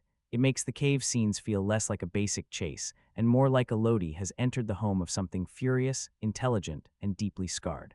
Every line feels like it is coming from a creature that has been waiting too long, hurting too long, and now has no interest in mercy. Some viewers may find the voice a little too recognizable or theatrical, and I get that. It is a very specific sound, but for me, that distinctiveness helps. In a fantasy movie that can feel familiar in so many other ways, the dragon's voice gives the film personality. It is not just the fire that makes her memorable. It is that voice, rough, elegant, bitter, and dangerous, turning the dragon from a CGI obstacle into the one character in the movie who feels like she has been carrying centuries of rage. One of the things that really sells the dragon in Damsel is the way she looks on screen. This is not some flat, generic CGI creature. When she fills the frame, you feel her weight. The size, the wings, the way she moves through the cave, it all makes the environment feel alive and dangerous. The design team clearly put thought into her face, her expressions, even the subtle way she tilts her head or flicks her tail. You get a sense that this is an intelligent predator, not just a fire-breathing obstacle for Elodie to run past. The fire effects are impressive too. When she breathes, it feels real, hot, and threatening, not like some video game fireball. The lighting and shadows play against her scales in a way that makes the cave feel claustrophobic, like every rock and stalagmite could hide danger. There are moments where the dragon's presence alone is enough to make you tense, and that's exactly what a movie like this needs. That said, the CGI isn't perfect. Some shots look a little stiff or too polished. Occasionally, the movement of her wings or the way she lands doesn't quite match the weight you expect. But even with the minor inconsistencies, the overall effect works. She dominates the screen and gives the movie its main visual punch. And here's the thing, a dragon is only as scary as it feels real. Damsel gets that. For the most part, when she is on screen, you know that Elodie is in serious trouble. She isn't just a creature to look at, she is a living, thinking, vengeful force. That is what makes the cave sequences work, and what makes the survival scenes tense, even when the writing is a little clunky. So yeah, the dragon looks amazing. She's big, she's scary, and she owns the screen. Even if some shots are uneven, you come away remembering her, and that is exactly what the film needed from its main antagonist. Once Elodie hits the cave, Damsel shifts gears into straight-up survival mode, and that's where the movie finds its heartbeat. This isn't a princess waiting for a knight to swoop in. This is a young woman thrown into darkness with fire, sharp rocks, and a dragon that wants her roasted. Every movement matters. Every misstep could mean the end. It's physical, it's exhausting, and you can feel the tension because the movie actually takes the time to make her danger feel real. What works here is the simplicity of it. There aren't endless plot twists or convoluted schemes. It's basically stay alive, watch the dragon, don't get cornered, find a way out, and watching Millie Bobby Brown navigate that is compelling. She crawls, climbs, hides, and improvises in ways that feel believable. She's scared, but she's resourceful. There's a rhythm to it too. The cave becomes a character itself. Narrow tunnels, stalagmites, darkness, smoke, the smell of fire, you feel trapped alongside her. The survival thriller element gives the film energy it didn't have in the polished palace scenes. Suddenly the stakes are clear, and the audience has skin in the game. Of course, it's not perfect. Some sequences drag, and the tension occasionally slips into repetition. But even then, there's enough danger and creativity to keep you engaged. The dragon isn't a static threat. She stalks, she watches, she reacts. That push and pull creates small bursts of suspense that make you lean forward in your seat. This is the part of Damsel where the movie earns its keep. All the politics, all the ceremony, all the exposition falls away, and it's just Elodie versus the mountain, the darkness, and the dragon. And when that works, which it often does, it's surprisingly gripping. Once the movie fully settles into the cave, it basically becomes a long cat-and-mouse game, and this is where Damsel lives or dies. Elodie is constantly on the move, ducking, hiding, running, and sometimes just trying to catch her breath while a dragon hunts her through narrow tunnels and shadowed chambers. It's a survival thriller at its purest, simple, relentless, and tense. You can feel the stakes in every creak of rock or flicker of fire. The sequences have a rhythm to them. One moment, Elodie is pressed against the stone wall, listening to the dragon's heavy steps echoing through the caverns. The next, she's scrambling over rubble or using whatever she can find to stay one step ahead. You almost start to feel the cave as a living thing, twisting and closing in around her, shaping the chase as much as the dragon does. That's the strength of these scenes. They make you care about every movement, every choice. Even when the movie's dialogue or writing falls flat, these chase moments give the audience a reason to lean in. You're watching Elodie think, improvise, and survive in real time, but it's not perfect. After a while, the rhythm can start to feel repetitive. Hide, crawl, escape, repeat. Some tension bleeds away because the movie stretches the chase longer than it probably needed to, and you catch yourself thinking, okay, we get it, she's being hunted. Still, even with the minor repetition, the cave sequences are the heart of the film. They make the danger feel immediate, give Millie Bobby Brown plenty of opportunities to sell fear and determination, and establish the dragon as a truly formidable opponent. In a movie that can be predictable elsewhere, these scenes at least deliver suspense you can actually feel. The action in Damsel is a mixed bag, but it's definitely one of the things that keeps the movie moving. It's not over-choreographed or flashy in a Marvel-style way. Most of it is grounded in Elodie running, climbing, and trying to stay alive while a dragon is trying to roast her. Those moments feel immediate, raw, and almost claustrophobic because of the cave environment. You can feel every scrape, every stumble, every panicked leap. Millie Bobby Brown sells the physicality, and that makes even simple movements feel tense. There are also some fun little creative beats sprinkled in Elodie improvising with the things around her, navigating narrow tunnels, dodging fire, or turning the environment against the dragon. The stakes are clear. One wrong step and it's over. That simplicity actually helps the action work. It's easy to follow, easy to invest in, and you get the sense that every second counts, but it's not all seamless. Some sequences drag or repeat similar beats, and the pacing occasionally makes the action feel like it's being stretched to fill runtime. A few attacks from the dragon look slightly off in CGI, or the danger doesn't always feel immediate. And while the big dragon moments are impressive, some of the smaller skirmishes or close calls can feel a little underwhelming. Still, on the whole, the action does what it needs to do. It keeps the audience engaged, it gives Elodie a believable set of challenges, and it makes the survival stakes feel real. The film's biggest victories in these scenes come from tension, improvisation, and sheer determination, rather than flashy spectacle. And honestly, that works for a story like this. It's less about over-the-top battles and more about watching a princess claw her way through chaos, and those moments do hit. The moments where Damsel gets closest to horror are honestly some of the best parts of the movie. Not full horror, obviously. This is still a fantasy adventure, and it never fully commits to being terrifying.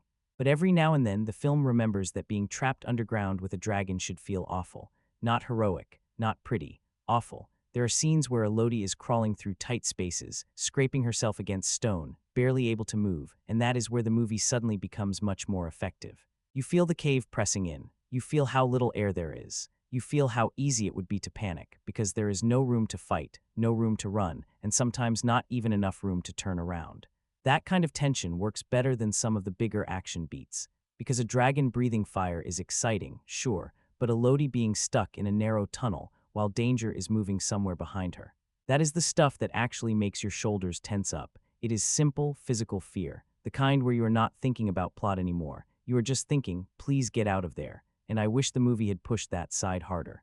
The cave should feel like a nightmare. It should feel dirty, suffocating, ancient, and dangerous in every direction. Sometimes it does. There are flashes where Damsel almost becomes a survival horror film, where the fantasy elements fade back and you are just watching a person trapped in a place designed to kill her.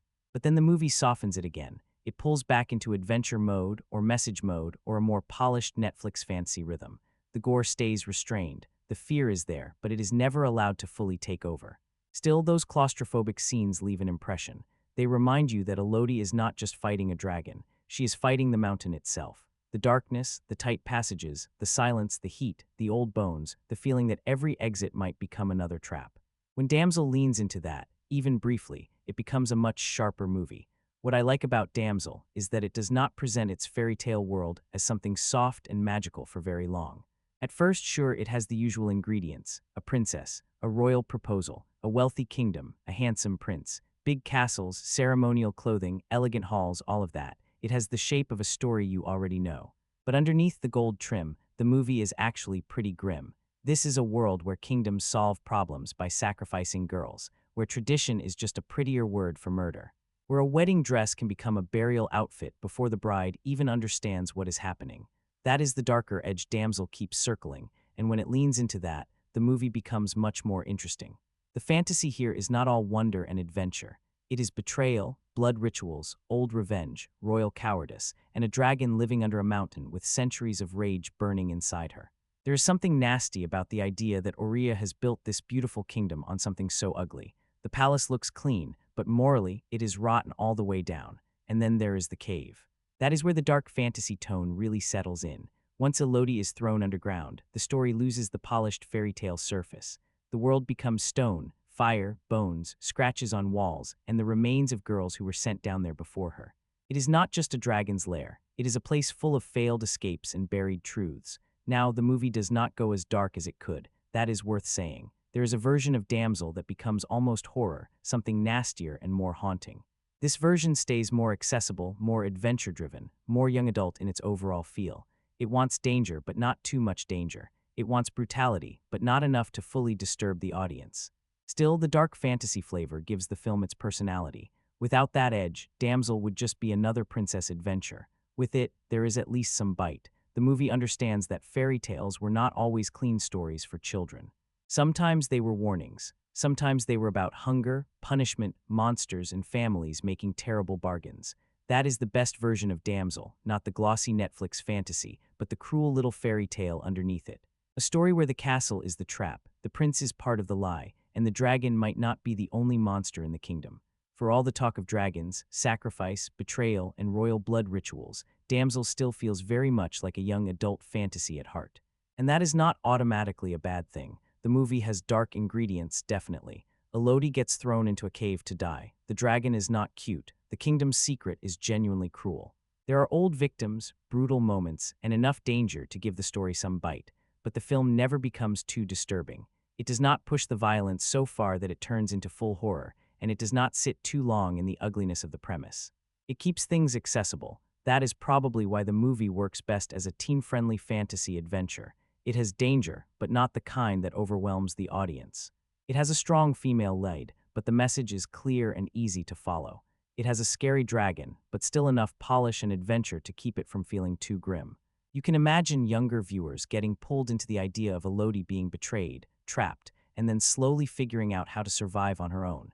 There is a very direct emotional appeal there. A girl is underestimated. A powerful system tries to use her. Everyone expects her to die quietly. Instead, she learns, adapts, fights back, and refuses to be part of the pattern.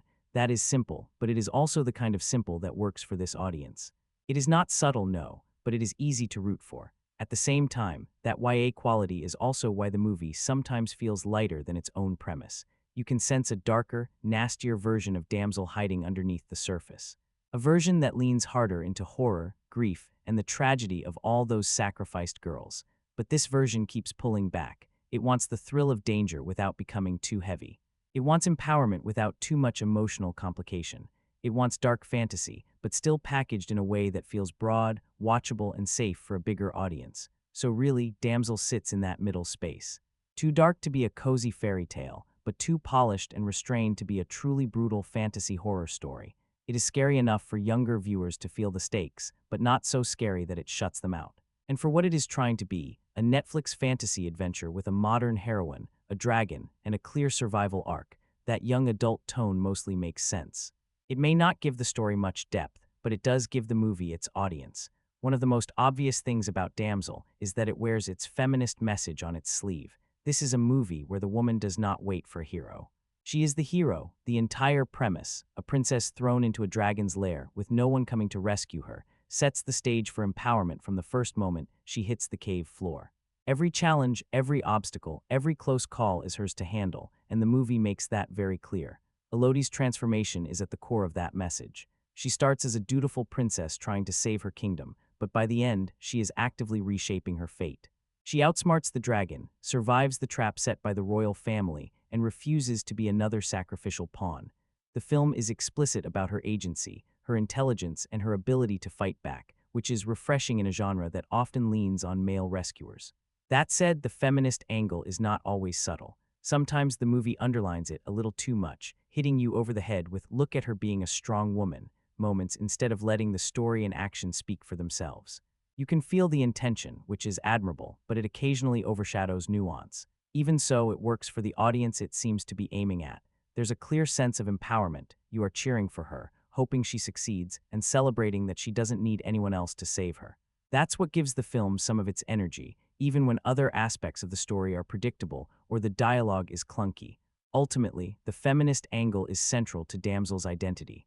It may not be subtle or revolutionary, but it is consistent. And for viewers looking for a story where the heroine drives the action, makes her own choices, and refuses to be silenced or sacrificed, the movie delivers exactly that. It's a straightforward, unapologetic celebration of a young woman taking control of her own story. One of the threads running quietly through Damsel is the idea of family, duty, and sacrifice, and it's actually more interesting than you might think. Elodie isn't just fighting for herself. She's carrying the weight of her northern kingdom, her family, and the people who depend on her father's decisions. That marriage to Prince Henry isn't a romantic choice, it's a calculated act to keep her people alive. From the start, the movie makes clear that duty isn't optional. She steps into danger not because she wants glory, but because someone has to. At the same time, the royal family of Aurea demonstrates the darker side of sacrifice. Their prosperity is built on generations of offering young women to the dragon, and they maintain that system because it's convenient.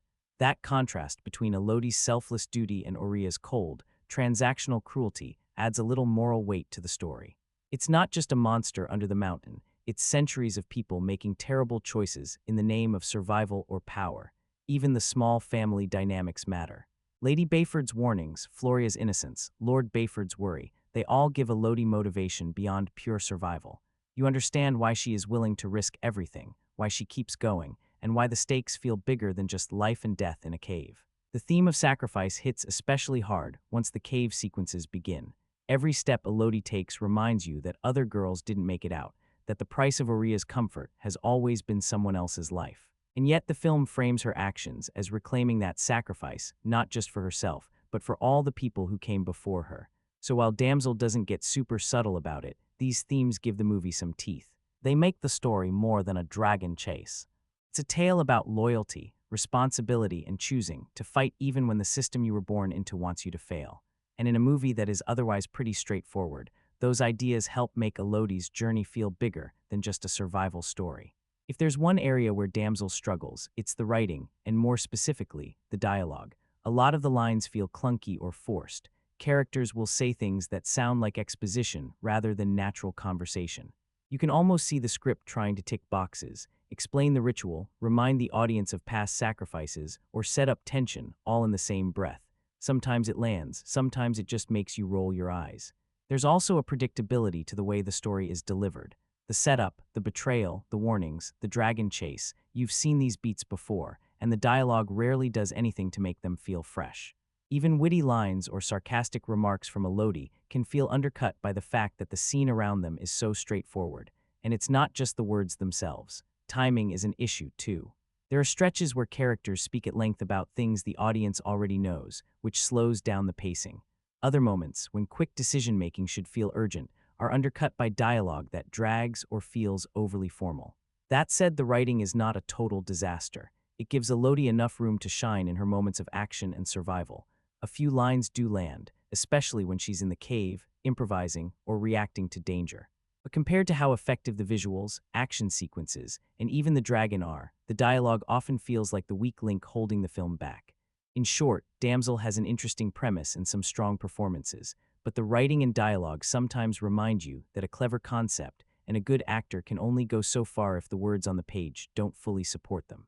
The thing with Damsel is, the more you think about the plot mechanics, the shakier some of them get. And look, I am not saying every dragon movie needs airtight realism. It is a fantasy story. There is a giant talking dragon living under a mountain. At some point, you have to accept the rules of the world and move with it. But even fantasy needs its own internal logic. There are little details here that keep nagging at you. Like the way certain tools and weapons appear or disappear from the story. The film makes you notice things, a knife, an axe, survival items, markings in the cave, and then does not always pay them off in the most satisfying way. Sometimes you are waiting for an object to matter more than it does. Other times, something useful appears in a way that feels more convenient than earned. Then there is the cave itself. Elodie finds clues from past victims, markings on walls, warnings, almost like the cave has become a tragic message board for murdered princesses. It is a strong idea emotionally, but practically, you start asking questions. Who had time to write all this? How far did they get? Why are some of these clues so helpful? Why would someone escape far enough to map things out and then leave the information behind so neatly? Again, it is not enough to ruin the movie, but you notice it. The dragon logic also has a few shaky spots. If the dragon is powerful enough to threaten the kingdom, why does she accept this ritual for so long? Why not attack the castle directly? Why continue playing by rules created by the same royal family that betrayed her? And yes, there is also that classic fantasy question. Should a dragon be affected by fire at all if fire is basically her whole thing? Maybe there are answers. Maybe the movie wants us to just go with the fairy tale logic of it, but the script does not always smooth over those gaps.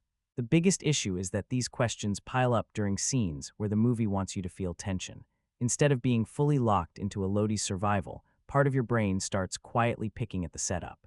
How does this ritual work exactly? How many girls have been sent down here? Why has nobody exposed this? How has Aurea kept this whole system running without it falling apart?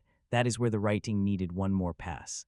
Not to explain everything to death, because that would be even worse, but to make the rules feel cleaner, to make the setup feel sharper, to make the survival beats feel less dependent on convenience, because Damsel has a strong concept. A princess thrown into a dragon's lair as part of a royal sacrifice, that is simple, dark, and immediately engaging. But when the small logic cracks start showing, the spell weakens a little. You can still enjoy the ride. You can still root for Elodie. You can still appreciate the dragon, the cave, and the fantasy atmosphere. But the movie works best when you do not stare too hard at the details. Because if you do, some of them start breathing fire back at the script. One of the things you notice while watching Damsel is how often the story leans on convenience to keep things moving. Elodie's survival is mostly believable. She's smart, quick, and resourceful, but the script sometimes makes it feel a little too easy. Objects appear just when she needs them, clues line up perfectly, and the cave seems to guide her exactly where she has to go. It's not enough to ruin the tension, but you do notice it. Sometimes you're thinking, really, that just happened to be there. Even the dragon encounters occasionally feel like they exist to provide spectacle rather than real challenge. She dodges, hides, or uses a moment of distraction that feels more scripted than organic. The movie wants you to focus on her ingenuity, and it mostly works, but the convenience occasionally undercuts the stakes. It's the sort of thing that happens in fantasy adventure movies. You bend reality a little so the story can hit its beats, but here it's especially noticeable because Elodie is carrying the film. Every time she improvises successfully, it's thrilling, but you also have that tiny nagging thought. Did the cave really work out this neatly, or is the story just giving her the tools she needs? That said, the convenience isn't constant. There are moments where Elodie has to fight, climb, or think her way out of danger without any easy answers. Those are the sequences that stick. They feel earned. They remind you that she is capable, not just lucky. So yes, the movie leans on some convenient setups, but it also gives enough real tension and clever problem-solving that you can forgive a few of the moments where the story bends reality to keep the pace going. One thing you can't really get around with Damsel is how predictable it is. From the moment Elodie agrees to marry Prince Henry, you kind of know the wedding isn't going to be the fairy tale ending the story presents. You can see the trap forming. You can see the danger coming before she does. The palace, the queen, the overly polite smiles, it all signals that something is rotten beneath the surface. And when she hits the cave, a lot of the sequences follow beats you've seen in survival or monster stories before. Hide, run, improvise, almost get caught, barely escape, repeat. The dragon itself, while visually impressive, doesn't throw any truly shocking twists at you. You can usually guess when she will attack and when Elodie will find a way to evade her. That predictability isn't necessarily a death sentence for the movie, though. It can actually be part of the fun if you're along for the ride. You watch Elodie work her way through the traps and hazards knowing what to expect, but still appreciating how she handles it. It becomes less about surprise and more about rooting for her to succeed. The real issue is when the story relies too heavily on these predictable beats without giving the characters or the situations enough depth to make them feel fresh. Some of the dialogue, some of the plot twists, even the ritual setup, you see them coming a mile away. It reduces tension in spots, even if the dragon itself is still scary. Still, predictability doesn't mean boring. Thanks to Millie Bobby Brown's energy, the survival stakes, and the dragon's presence, the movie keeps you engaged. You know the beats, but you still want to see how she navigates them, and that is what carries Damsel through the parts where the story feels obvious. The biggest problem with Damsel is not that the idea is bad. Actually, the idea is pretty solid. A princess gets offered a royal marriage, realizes she has been tricked into becoming a sacrifice, and then has to survive a dragon instead of waiting for some heroic prince to save her. On paper, that sounds like a fun twist on the old fairy tale formula, and for a while, it is. But the longer the movie goes on, the more you realize how much of it feels borrowed, not stolen exactly. More like assembled from familiar pieces. You have the arranged royal marriage, the secretly evil kingdom, the suspicious queen, the weak prince, the ancient curse, the vengeful dragon, the girl who turns out to be tougher than everyone expected. The dark cave full of old victims and hidden truth. If you have seen enough fantasy, you can almost feel each piece clicking into place before the movie gets there. And that is where Damsel starts to feel a little too safe. It wants to be a subversion, but the subversion itself has become familiar now. The princess saves herself, idea is still satisfying, but it is not automatically fresh just because the prince is useless and the heroine gets dirty. Modern fantasy has done this kind of anti-princess story quite a bit already, so the film needed something sharper, maybe stranger mythology, richer characters, a more surprising dragon relationship, something that made the world feel less like a remix. Instead, it often plays exactly how you expect. That does not mean it is boring all the time. The dragon helps. Millie Bobby Brown helps. Some of the cave survival material has enough grit to keep the movie alive. But the story rarely surprises you in a way that makes you sit up and think, okay, I did not see that angle coming. It is more like, yeah, that makes sense. That is probably where this was always going. And for a Netflix fantasy adventure, that may be enough for a lot of viewers. Familiar can be comfortable. Sometimes you just want castles, betrayal, fire, and a heroine fighting back. Fair enough. But if we are talking about originality, Damsel does not really breathe new fire into the genre. It takes a classic fairy tale setup, gives it a modern survival twist, and delivers it with polish. Enjoyable. At times, yes. Fresh. Not really. The funny thing about Damsel is that even though it is technically an original fantasy story, you spend a lot of the movie thinking about other movies. Not always in a bad way, just, it is hard not to. The most obvious comparison is the classic princess and dragon tradition. You can feel the shadow of old-school fantasy like Dragonslayer hanging over the whole thing. A kingdom, a beast, a sacrifice, a young hero thrown into a deadly myth. Only here the hero is not a knight. It is the princess herself, which gives the movie its modern spin. Then there is the dragon itself. Anytime a big cinematic dragon shows up now, people are going to think of Game of Thrones, and Damsel does not completely escape that. The creature has presence, scale, fire, and menace, but because we have seen so many impressive screen dragons already, the movie has to work extra hard to make its monster feel distinct. Thankfully, the voice and the emotional backstory help with that. The survival angle brings in a different set of comparisons. Once Elodie is trapped underground, the movie starts to feel less like a fairy tale and more like a creature thriller. There are shades of Alien in the way she is hunted through enclosed spaces, hiding from something much stronger than her. And the royal betrayal setup, a young woman brought into a wealthy family only to discover she is part of a ritualistic nightmare, has a little bit of Ready or Not in its bones. The difference is that Ready or Not had a sharper sense of humor. Damsel plays things straighter, sometimes too straight. You can also see bits of the princess, Brave, Snow White, and the huntsman, and even Narnia floating around in the background. A rebellious or underestimated young woman, a fantasy kingdom with polished surfaces and rotten secrets. A story that wants to feel like a fairy tale, but with more dirt, fire, and action. It is all familiar territory. And that is the tricky part. These comparisons make Damsel easier to understand, but they also show its limitations. It has the survival tension of a monster movie, the royal cruelty of a dark fairy tale, the heroine angle of a modern empowerment fantasy, and the dragon mythology of older sword and sorcery stories. But it does not always blend those influences into something fully its own. Still, I would not say those influences ruin it. They give the movie a kind of comfort food quality for fantasy fans. You know the ingredients.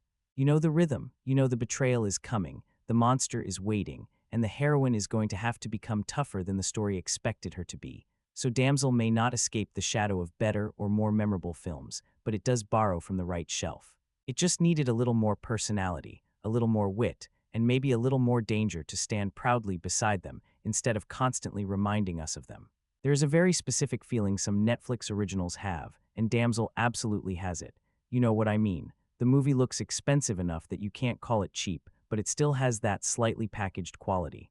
Big recognizable star, strong one-line premise, fantasy setting, glossy visuals, a story that moves just fast enough to keep you from turning it off, but not always deep enough to make you feel like you've discovered something special. That is Damsel in a nutshell. It has polish. The castles look good, the costumes look good, the dragon gets the attention it needs. Millie Bobby Brown is front and center, doing the heavy lifting. On the surface, everything is there. It is the kind of movie that appears on your Netflix homepage and immediately makes sense. Princess, dragon, betrayal, survival, done. You already know why it exists, but that is also the problem. There are moments where the film feels less like a bold fantasy adventure and more like a product built from safe ingredients. It has just enough darkness to seem edgy, just enough empowerment to feel modern, just enough action to stay marketable, and just enough star power to get people to press play. None of that is bad by itself. Movies are allowed to be accessible, but sometimes you can feel the calculation behind it. Sometimes you want something that looks good, moves quickly enough, and gives you a strong lead fighting a giant monster. Damsel understands that part of its job. It knows the appeal of the premise, and even when the writing gets clunky or the story becomes predictable, the movie usually has another visual moment or survival beat coming along to pull you back in. The entertainment value depends a lot on how forgiving you are. If you need originality, sharp dialogue, layered characters, and a fantasy world that feels completely fresh, this may frustrate you. You will see the seams. You will feel the repetition. You may start noticing how familiar the whole thing is. But if you can enjoy it as a straightforward Netflix fantasy ride, there is fun here. Millie Bobby Brown brings energy. The dragon has presence. The cave sequences have tension. The royal betrayal gives the story an easy villainous hook. It is the kind of movie you can put on for one evening and get exactly what the poster promises. A princess gets betrayed. A dragon waits underground, and eventually someone is going to pay for it. That is not groundbreaking storytelling, but it is a solid enough recipe. And for a movie like Damsel, that may be the real victory. It does not blow you away, but it keeps you watching. It may not stay with you for long, but while it is on, there are enough sparks to make the fire worth sitting near. Damsel is definitely not going to work the same way for everyone. This is one of those movies where your enjoyment depends almost entirely on what you wanted when you pressed play. If you came for dragons, castles, betrayal, and a heroine fighting her way through a fantasy nightmare, then yeah, there is enough here to enjoy. It gives you the basic pleasures of the genre without asking too much from you. Fantasy fans will probably get the most out of it, not the hardcore viewers who need deep mythology, complex politics, and a fully lived-in world, maybe. But if you like the general flavor of medieval kingdoms, ancient curses, fire-breathing monsters, royal secrets, and survival adventure, Damsel scratches that itch well enough. It has the look, the danger, the dragon, and the familiar fairy tale structure flipped into something a little darker. It also works pretty well for viewers who enjoy strong female leads. Elodie is the whole movie. If you like stories where the princess is not waiting around for rescue, where she gets dirty, scared, angry, and eventually starts fighting back, this is very much built for that audience. It is not subtle about the empowerment angle, but sometimes subtle is not really what people are coming to a movie like this for. Sometimes you just want to see the underestimated girl survive the trap and turn the story against the people who wrote it for her. Younger viewers and YA fantasy fans may also connect with it more than older viewers looking for something heavier. The movie has dark ideas, but it keeps them accessible. It is intense without becoming too disturbing. It has violence, but not so much that it crosses fully into horror. It has betrayal and death, but it still moves like an adventure film. That balance makes it easy to recommend as a casual fantasy watch. But if you are looking for originality, Damsel might disappoint you. If you want sharp writing, rich characters, unpredictable turns, or a fantasy film that really digs into its world, this one may feel too thin. You can see the plot coming, you can feel the Netflix polish, you can sense the movie choosing broad entertainment over deeper storytelling, so the audience for Damsel is pretty clear. Dragon lovers? Probably yes. Millie Bobby Brown fans? Definitely. Viewers who enjoy dark fairy tales with a modern heroine? Sure. People who want a truly bold fantasy classic? Maybe not. It is not a movie that wins by being brilliant. It wins when it wins by being easy to watch. a simple fantasy survival story with enough fire, tension, and attitude to keep the right audience entertained for one evening. The strongest thing about Damsel is that it knows the appeal of its own premise: a princess, a fake fairy tale marriage, a corrupt royal family, a cave full of secrets, a dragon waiting in the dark. That is a clean setup. Easy to understand, easy to sell, and honestly, pretty easy to get invested in once the movie finally gets moving. Even when the writing is shaky, the basic idea still has power. There is something instantly satisfying about watching a character who is meant to be helpless slowly figure out how to survive a system designed to kill her. Millie Bobby Brown is the biggest strength here, without question. The movie asks a lot from her. For long stretches, she is carrying the story almost completely on her own, crawling, running, panicking, fighting, reacting to danger, and keeping the audience emotionally connected while most of the supporting cast disappears from the action. And she gives the film energy. She may not fix every weak line, but she makes Elodie feel determined enough that you want to stay with her. Then there is the dragon. That creature is probably the most memorable part of the film. The design is strong, the voice has real presence, and the dragon brings a level of danger the human villains do not always manage. Whenever she enters the scene, the movie wakes up a little. The fire, the movement, the voice, the anger behind it, all of that gives Damsel the fantasy weight it needs. The production design also deserves credit. Aurea looks rich and polished in that suspicious fairy tale way, while the cave gives the movie texture and danger. The contrast between the beautiful kingdom above and the ugly truth below is simple, but it works. The visuals help sell the story even when the script is not doing enough heavy lifting. And the survival element is genuinely effective in places. When Elodie is trapped underground, trying to read the cave, avoid the dragon, and use whatever she can find to stay alive, the movie becomes much sharper. Those scenes give it tension, they give it movement. They take the familiar princess story and make it physical: dirt, stone, blood, fire, breath, fear. So yes, Damsel has problems, but its strengths are real. It has a committed lead, a great central monster, strong fantasy imagery, a clear hook, and enough survival tension to keep the story alive. It may not be deep or especially original, but when it focuses on Elodie versus the dragon, the movie finds exactly the kind of simple, fiery entertainment it was built to deliver.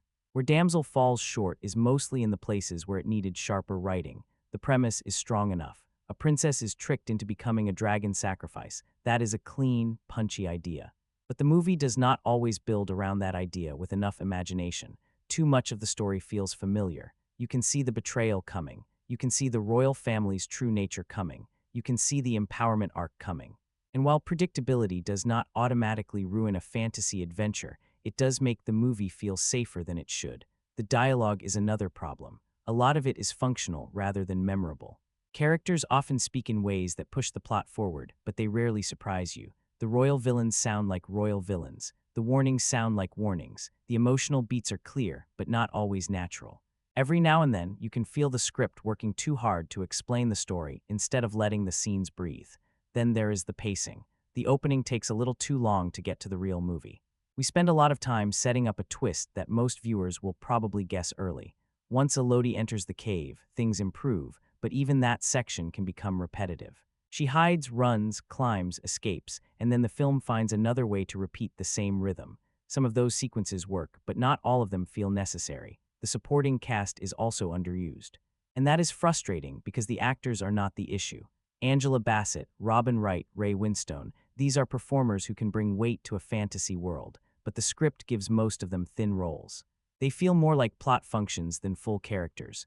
The worried stepmother, the desperate father, the cold queen, the weak prince. You understand them quickly, and then there is not much more to discover. Even the world building has gaps. The dragon ritual is interesting, but the rules around it are a bit shaky. Some survival details feel convenient. Some clues appear exactly when Elodie needs them. Certain bits of logic, the pact, the past victims, the dragon's choices, the royal family's long-running secrecy, do not fully hold up if you think about them too hard. And the ending, while satisfying on a basic level, feels too blunt. The movie wants to deliver revenge, empowerment, moral closure, and dragon mythology all at once. It gets the job done, but it does not land with the emotional force it could have had, so the weaknesses are not small. Damsel has a predictable story, clunky dialogue, uneven pacing, shallow side characters, some convenient plotting, and a finale that feels more obvious than powerful. It still works as entertainment, but these flaws keep it from becoming the darker, sharper, more memorable fantasy film hiding underneath the surface. So, where does Damsel leave us in the end? Honestly, it's a bit of a mixed bag, but in a way that's still watchable and at times genuinely fun. On one hand, the movie gives you what it promises: a princess in peril, a dragon that feels real and threatening, a survival story full of tension, and Millie Bobby Brown carrying the whole thing with energy and determination. The visuals, the production design, and the moments of suspense are all strong enough to keep you glued to the screen. On the other hand, it's predictable. The story beats are familiar, the dialogue occasionally clunky, and the supporting cast underused. The pacing wobbles, and the third act tries to do too much at once, which weakens some of the emotional payoff. The film looks great and moves well, but underneath the polish, the writing and character depth never quite rise to the level the premise deserves. That said, Damsel does hit enough notes to make it an entertaining fantasy adventure. If you're in the mood for a dragon chase, a dark fairy tale vibe, and a heroine who fights her way through impossible odds, the movie delivers. It may not linger long in your memory afterward, and it isn't a groundbreaking entry in the genre, but it's competent, visually engaging, and sometimes thrilling enough to make the ride worthwhile. So my final verdict. Damsel is a solid mid-tier fantasy adventure. Not a masterpiece, not a total disaster, just a fun, Netflix-friendly flick that does enough to keep fans of dragons and survival fairy tales entertained for one evening. It's safe, polished, and watchable, and while it won't blow you away, it gives you enough fire, tension, and clever moments to make it worth pressing play.